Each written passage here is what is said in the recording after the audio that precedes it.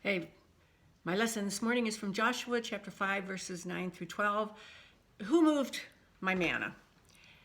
Imagine for a moment that you are one of those Israelites in the generation that crossed over the Jordan River to the Promised Land. You were born in the wilderness of Sinai to parents who saw the great hand of God rescue them from Pharaoh through the Red Sea, and now, a generation later, you and your fellow Israelites, under the new leader, Joshua, are encamped on the edge of Canaan, just a few miles from the ancient city of the walled city of, what's the walled city? Jericho. It is the Passover. You celebrate the evening just as your parents taught you, reciting again the story of how God liberated your people from Egypt and how he preserved them through all those years in the wilderness by providing them manna every day. Then the next morning, just as you are eating a small breakfast gathered from the produce of this new promised land, an unsettling cry arises throughout the camp. The manna is gone. Where is the manna? After 40 years of unbroken succession, the manna that appeared every morning outside of the tent of each Israelite was missing. It was the morning ritual of every family to gather up the manna and use it to prepare that day's meals. Boring diet, yes, but dependable. And it was even delivered to your door like the morning newspaper. Just imagine the panic that must have crept over the camp. There had never been a day in their lives, at least the lives of this generation of Israelites, without the daily manna. And now, mysteriously and without announcement, it's gone. The people must have gathered in small groups to say, "What the heck has happened to our manna? Who might have stolen the manna?" Others might have counseled that the manna might return the following day. But when enough days passed, it became apparent it was gone for good. And then finally, someone remembered that the manna came from God. So the missing manna was not a political problem nor an economic one. Now it was a theological problem. Why had God stopped sending the manna? Well, the most obvious answer was that God was punishing them by withholding the manna. Just think about it. Wasn't the manna God's provision and grace each day for the Israelites throughout their years in the wilderness? Was it not a sign Moses actually pointed to regularly as evidence of God's care and presence? When the people grumbled and complained, then it stands to reason that if the presence of the manna is a sign of God's favor, then the absence of the manna is equally a sign of God's disfavor. And in addition to this, perhaps someone recalled that one time during the wilderness years, God also provided quail to eat each evening. But when the people began to hoard and squabble over the quail, God got mad at them and discontinued the quail. Did it not stand to reason that the disappearance of the manna was yet another sign of God's withholding hand? And if all this was true, what was the offense of the people that had so angered God?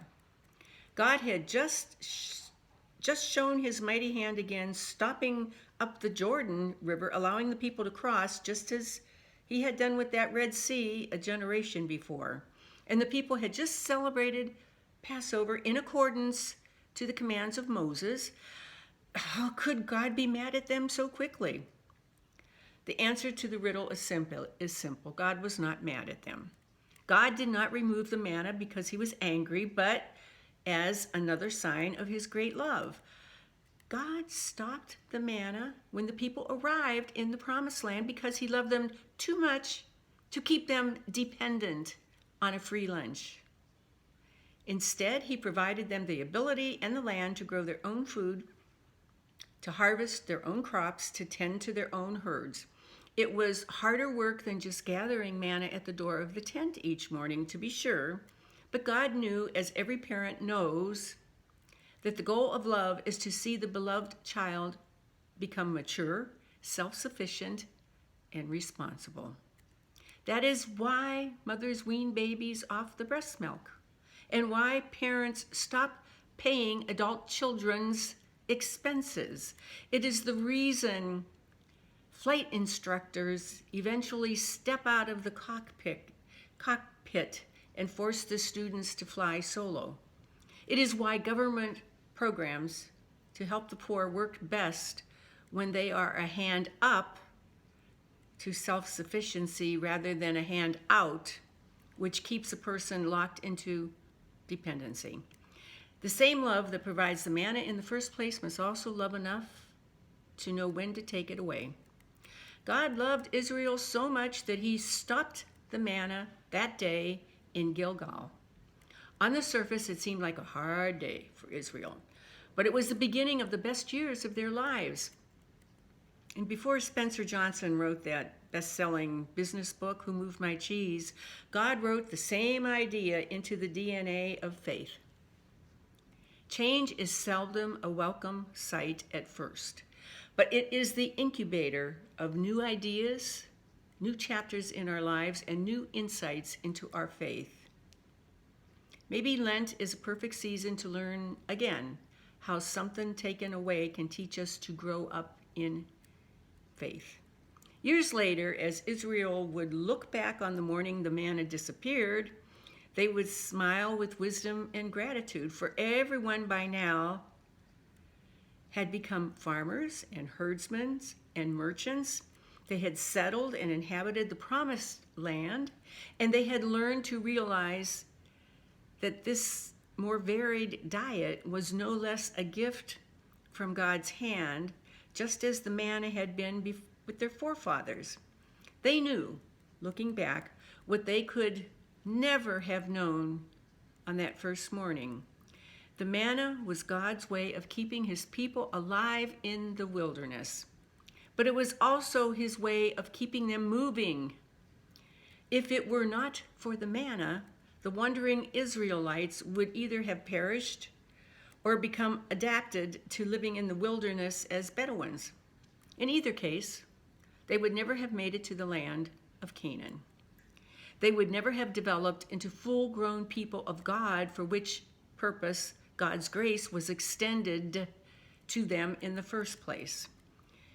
We live now as Israel did after Gilgal, learning to look at the variety of God's simple provision and to pray with thanksgiving, "Give us this day our daily bread," knowing full well that the daily bread will not just appear outside our door.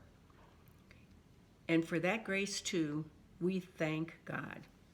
And the people said, Amen.